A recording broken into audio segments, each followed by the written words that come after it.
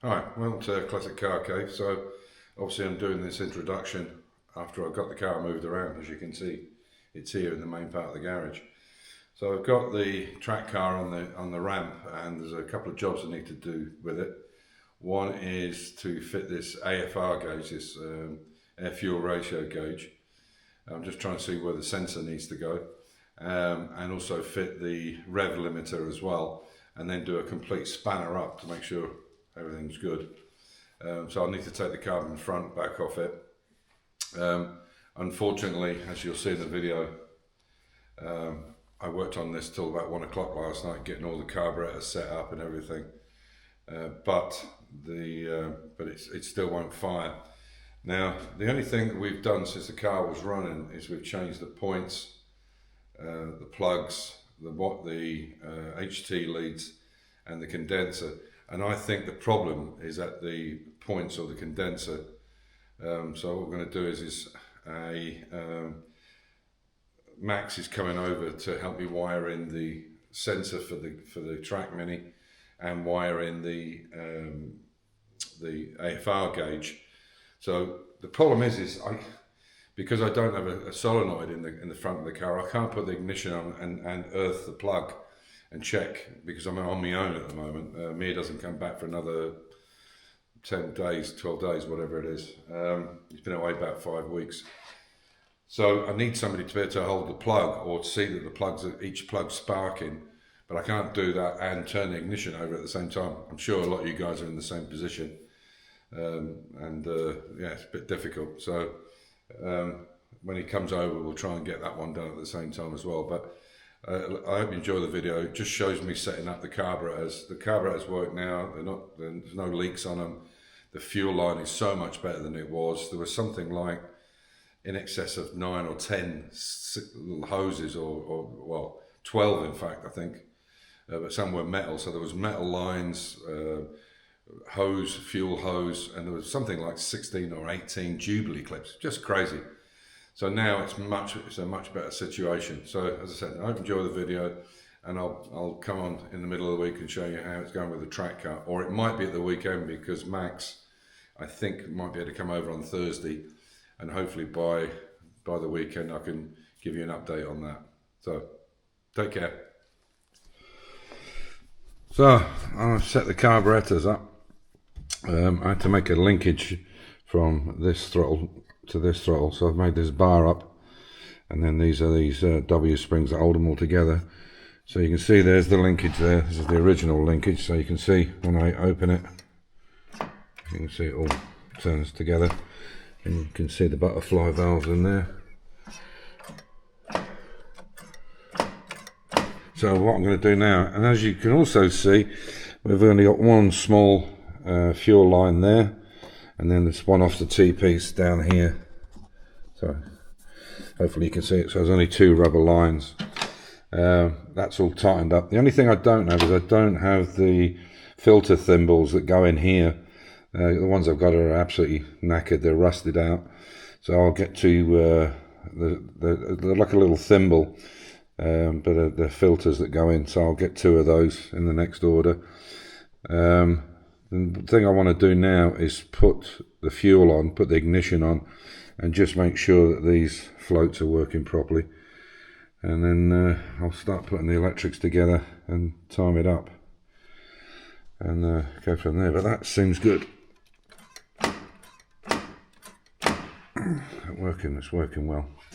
So, and I've taken this pipe off here, this one that comes from here, which is just a crankcase breed. That normally that would be a silver foil pipe going onto the back of the back of the air filter. So as I say, I'll turn this on now and see. I put this filter on. That's it closed. That's it fully open. And I'll see how it goes with it.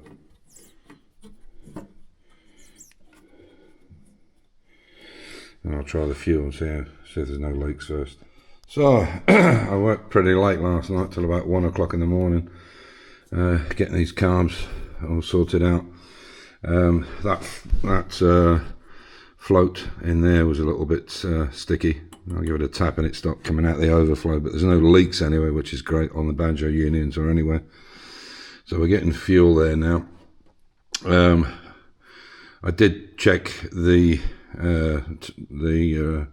firing order, and like I said before, number 1 is actually at the front here. It's Jaguars, I think, are about the only cars I think engines I think of where they are. Normally it's nearest the radiator end or the front of the engine, so it's 1 to 6 inline straight engine with 1 bank intake inlet manifold and 1 bank exhaust manifold. So I just moved this over last night just to see if I could turn it over, and it seems like we're not getting a spark. Now that would say to me the car was running fine until we changed the we did a small service on it, the points. Now I know the points wire, the low tension lead on the points was damaged, and Amir soldered it back together. Now I'm thinking that's what the problem is. I think it's shorting out. So I'm going to get a new one for that. But the timing is correct. I've tried it from 1 and then to 6 the other way around just to make sure, and the timing is right. It's right on the money. And as I say, that distributor's never been changed, but we can reset that up statically anyway. But I haven't got time now. My neighbour's going soon, and I need somebody to give me a hand to get it over to this side of the to get it over this side. And it's going to be quite difficult because it's power steering, so you're pushing against the power steering fluid, and because there's no servo on the brakes. So what I'll do is we'll push it down into the drive down there. I'll bring my Mercedes and tow him up to the other side here, and then we'll bring it and put it in here. And I've got the 2 minis up there just now. Drag it in here, put the beige, bring the track mini round onto the ramp here, and then put the beige mini back in, and that'll be it. And I'll have to look at it another day. I just got too much on with the track mini to get it sorted just now. But I'm sure it's electrical.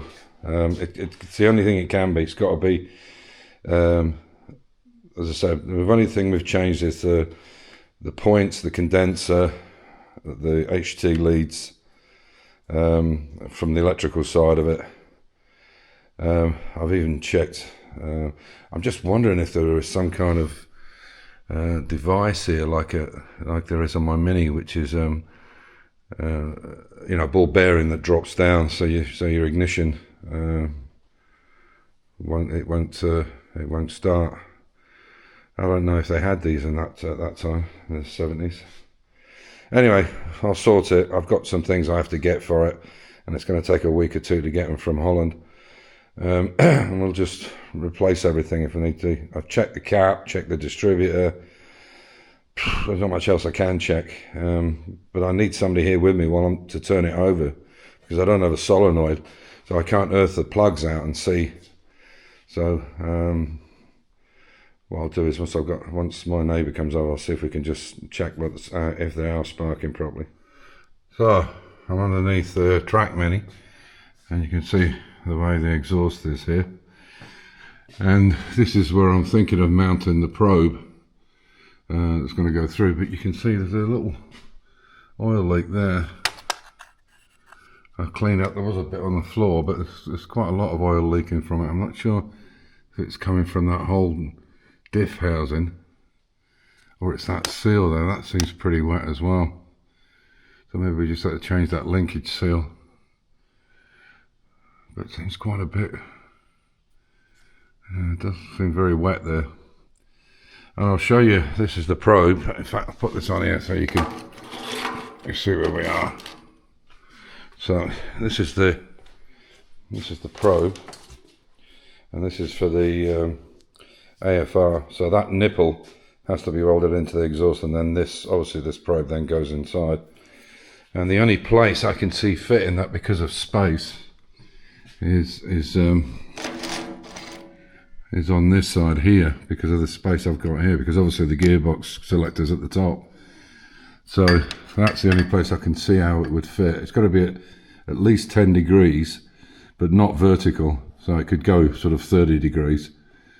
It's because of the heat. If you have it vertical, the heat will get, because this probe heats itself up. It's like a glow plug as well. But we could do that, and then that's right underneath the linkage, and then I could run the wire up through that hole there. So that's what I'm thinking. I'll talk to Max, see what he thinks. But it can't be inside, it's got to be inside the pipe, because obviously this is 2 collectors coming off the exhaust, so it needs to be at the end of it. So we'll see how it goes.